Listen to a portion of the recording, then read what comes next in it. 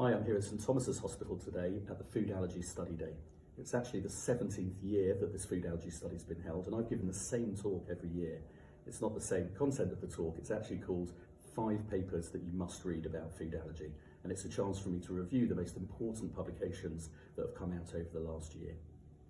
This year, I'm talking about 3 different areas. The first thing I'm talking about is prevalence of food allergy. There's an assumption that there's been an ever-increasing amount of food allergy affecting us in the UK. But interestingly, I'm presenting data today from the European Academy of Allergy that shows quite clearly that there doesn't seem to have been any significant increase in the amount of food allergy reflected in 8 specific food allergens: milk, egg, soy, wheat, peanuts, tree nuts, fish and shellfish in the past 10 years compared to the previous 10 years. We've definitely seen a marked increase in the number of children having to be admitted to hospital because of severe reactions, but actually that doesn't seem to be underpinned by a general increase in the amount of food allergy overall. The second area that I'm going to be talking about are all the new things that are happening around desensitisation.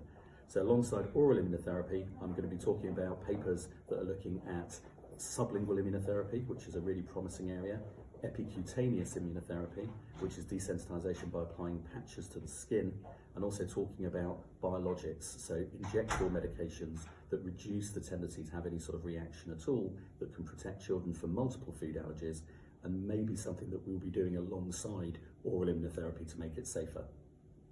The final area that I'm talking about today is food allergy severity scores. This is a really challenging area because in the context of the National Health Service, there is a need to ration treatments because there simply isn't enough resource to, for example, offer Palforzia peanut desensitisation to absolutely everybody.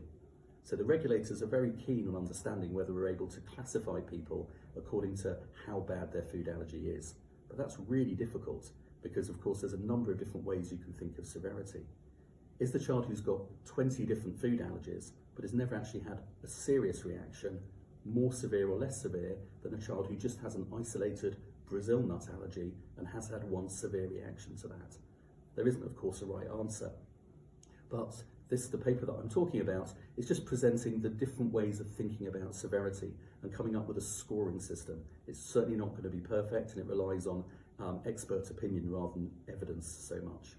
But the areas that the scoring system looks at is the severity of the worst reaction, the medication that was needed to manage the most severe reaction that the child's had, the impact on their quality of life, the eliciting dose, how much they need to eat before they have a reaction, and also the costs to both the individual and also the family and the healthcare system of that food allergy. And it's a scoring system that allows you to come up with a single number that will assess severity and that they can then, in a standardised way, be compared to other children with food allergy to help make treatment decisions.